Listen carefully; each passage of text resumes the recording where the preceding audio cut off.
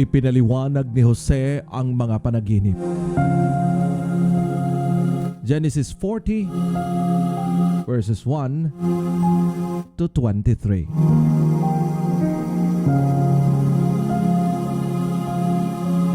Minsan ang tagapangasiwa ng mga inumin ng Faraon at ang punong panadero ay parehong nagkasala sa kanilang Panginoon na hari ng Ehipto. Sa galit nito sila'y ipinakulong sa bahay ng punong gwardya ng piitang pinagdalhan kay Jose.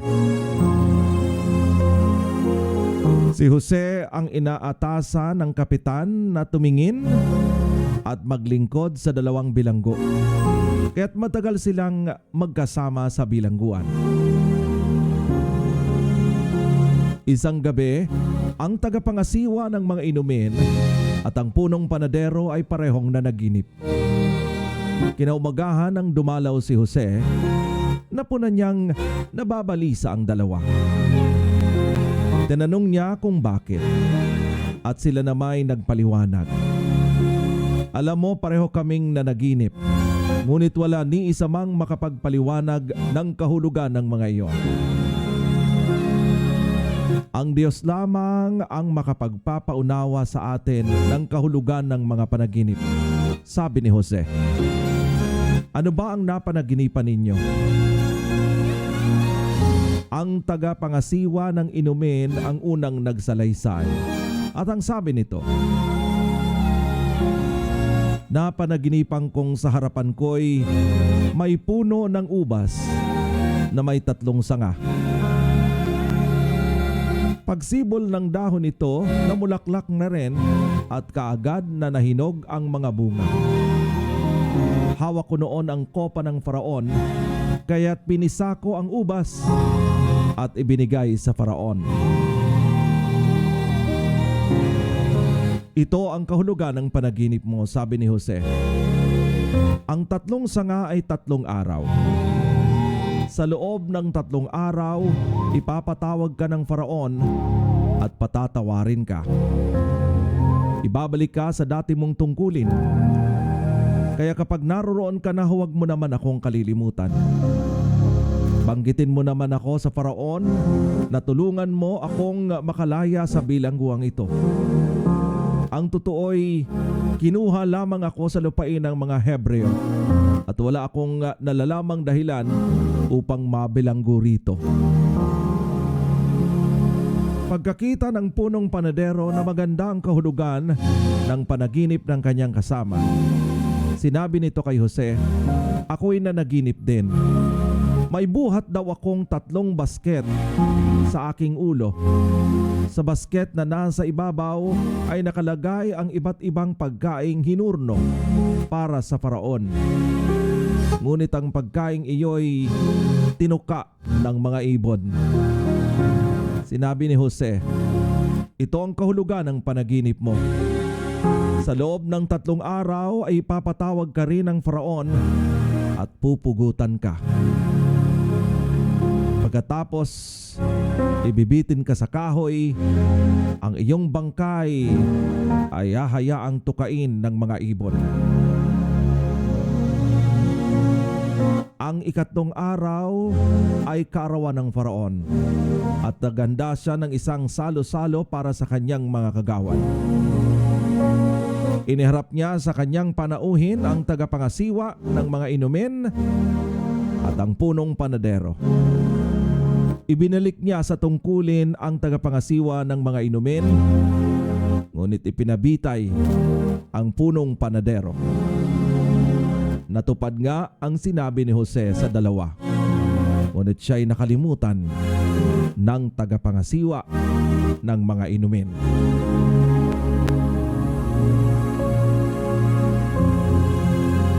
The cupbearer and the baker. Genesis 40 verses 1 to 23.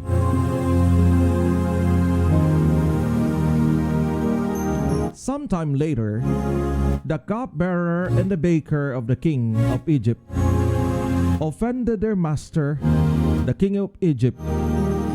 Pharaoh was angry with his 2 officials the chief cupbearer, and the chief baker, and put them in the custody in the house of the captain of the guard, in the same prison where Joseph was confined. The captain of the guard assigned them to Joseph, and he attended them. After they had been in the custody for some time, each of the two men, the cupbearer and the baker of the king of Egypt, who were being held in prison, had a dream the same night, and each dream had a meaning of its own. When Joseph came to them the morning, he saw that they were dejected. So he asked Pharaoh's officials who were in custody with him in master's house, "Why do you look so sad?" he asked. "We both had a dreams," they answered, "but there is no one to interpret them." Then Joseph said to them, "Do not interpretations belong to God? Tell me your dreams." So the chief cupbearer told Joseph his dream. He said to him, "In my dream I saw a vine in front of me, and on the vine were 3 branches. As soon as it budded, it blossomed, and its cluster ripened into grapes. Pharaoh's cup was in my hand, and I took the grapes, squeezed them into Pharaoh's cup, and put the cup in his hand." This is what it means, Joseph told him. "The 3 branches are 3 days. Within 3 days, we'll lift up your hand and restore you to your position, and you will put Pharaoh's cup in his hand, just as you used to do when you were his cupbearer. But when all goes well with you, remember me and show me kindness. Mention me to Pharaoh and get me out of this prison. I was forcibly carried off from the land of Hebrews, and even here I have done nothing to deserve being put in a dungeon." When the chief baker saw that Joseph had given favorable interpretation, he said to Joseph, "I too had a dream. On my head were 3 baskets of bread, and on the top were all the kinds of baked goods for Pharaoh. But the birds were eating them out of the basket on my head." This is what it means, Joseph said.